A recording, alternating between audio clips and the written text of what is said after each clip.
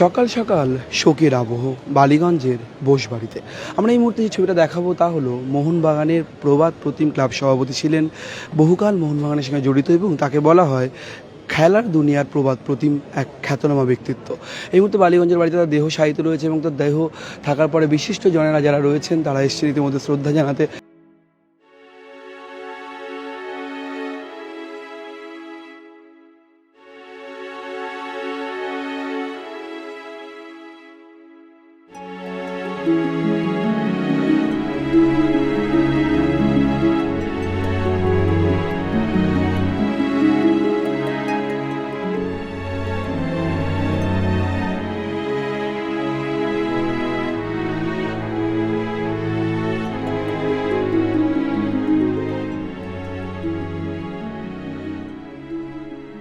দীর্ঘদিন ছোটবেলার থেকেই ক্রীড়াপ্রেমিক হিসেবে তার কাছে যাওয়া আসা এবং খুব হাসি ঠাট্টা ইয়ার্কি নিয়ে থাকতেন। মন খারাপ হলে মাঝে মধ্যেই আমরা আসতাম টুটুদার কাছে, মন উল্লাসিত হয়ে যেত। আজকে উনি নেই, আমি সেদিনও ওনার জন্মদিনে এসেছিলাম, উনি নেই, খুব খুব কষ্ট হচ্ছে। তার একেবারে শেষ আপনি বলছেন হাসি ঠাট্টার কথা, তিনি অত্যন্ত মিশুকে মানুষ ছিলেন এবং ক্রীড়া জগতে বলা হয় টুটু বোসের মতো মানুষজন যারা প্রত্যেক মুহূর্তে ক্রীড়া জগৎ মোহনবাগানকে এগিয়ে নিয়ে যাওয়া, এক্ষেত্রে তার অবদান, আজকে তার অবদান এই ক্রীড়া জগতে কতটা আপনার মনে হয় কতটা তাৎপর্য? এটা এটা এই ক্ষতি কোনোদিন পূরণ হবে না এবং টুটুদার অবদান, এই অবদানের যদি লেখা শুরু করে শেষ হবে না। বিরাট অবদান, বিরাট অবদান।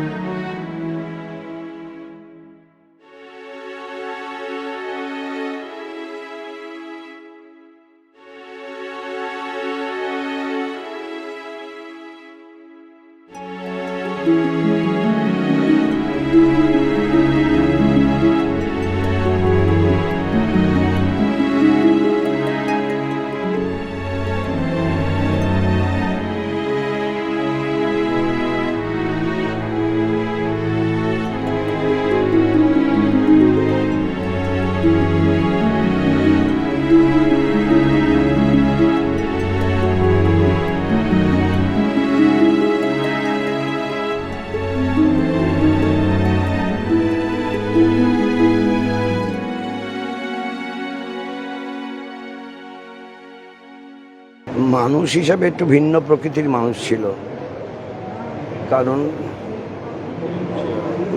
বাপ ঠাকুরদাদার থেকে পাওয়া জিনিসগুলোকে রক্ষা করা, তার ডাইভার্সিফিকেশন করা এবং পরবর্তীতে মিডিয়াতে, প্রিন্ট মিডিয়ায় আসা, এই ব্যাপারে অনেক কথাবার্তা হয়েছিল। আমি একটা ব্যবসায়ী পরিবার থেকে আমি এসছি, কিন্তু আমি তো ব্যবসা কখনো করিনি। কিন্তু ওর সঙ্গে যখন কথাবার্তা হতো, আলোচনা হতো, তাতে খোলা মনে কথা বলতো। এই খোলা মনটা এখন পাওয়া খুব মুশকিল হয়। আপনার প্রতি বরাবর তার একটা শ্রদ্ধা ছিল, স্নেহ ছিল। একেবারে আপনার বিভিন্ন সময় খোঁজ নিতেন আমাদের মাধ্যমে, আমরা যখন যেতাম আলিমুদ্দিনে উনি জিজ্ঞাসা করতেন বিমান কেমন আছেন। কোথাও গিয়ে আজকে আপনার চোখে জল দেখতে পাচ্ছি, কোথাও গিয়ে কি মনে হচ্ছে, কি স্মৃতি, সবচেয়ে কোন স্মৃতিটা আপনাকে বেশি আঘাত করছে আজকে? ওর খোলামেলা আচার আচরণ, ব্যবহার, সেটা একটু দুর্লভ জিনিস। যখন চলে যায় তখন মনে হয় যে এরকম মানুষ তো সবাই হয় না। অনেকের অর্থ থাকে কিন্তু সেই মনটা থাকে না।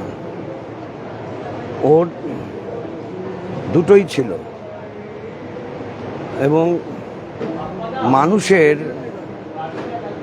সম্পর্কে ধ্যান ধারণা অবশ্যই একটু ভিন্ন রকমের ছিল।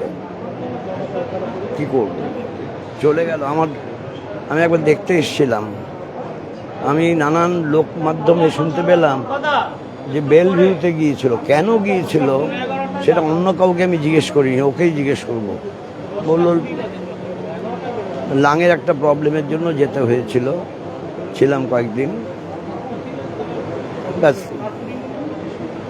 আর লাস্টে যখন শুনলাম কালকে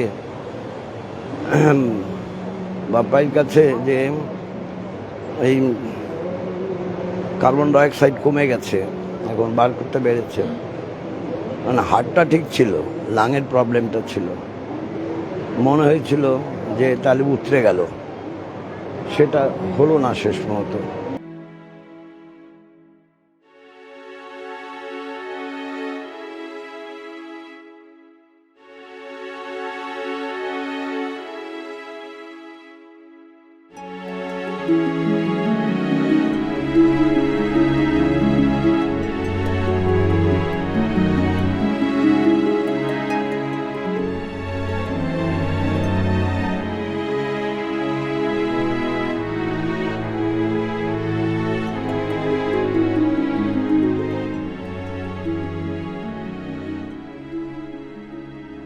না, উনি যেভাবে ফুটবলের প্রতি একটা আনুগত্য দেখিয়েছেন, ফুটবলটা উনি যেভাবে খেলাবার চেষ্টা করেছেন তাতে উন্নয়নের লক্ষণ ছিল, কিন্তু সেইভাবে হয়নি এখনো। তবে উনি চলে যাওয়াটা বড় মর্মান্তিক, এটা ভাবাই যায় না। আমি জানি না কি করে হলো, কেন হলো। জন্মিলে মরিতে হবে, অমরকে কোথা হবে, কি করা যাবে।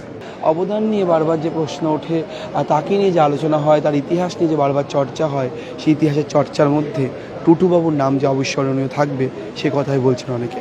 ক্যামেরায় সুমনের সঙ্গে রমেন দাসের রিপোর্ট, সংবাদ প্রতিদিন .in।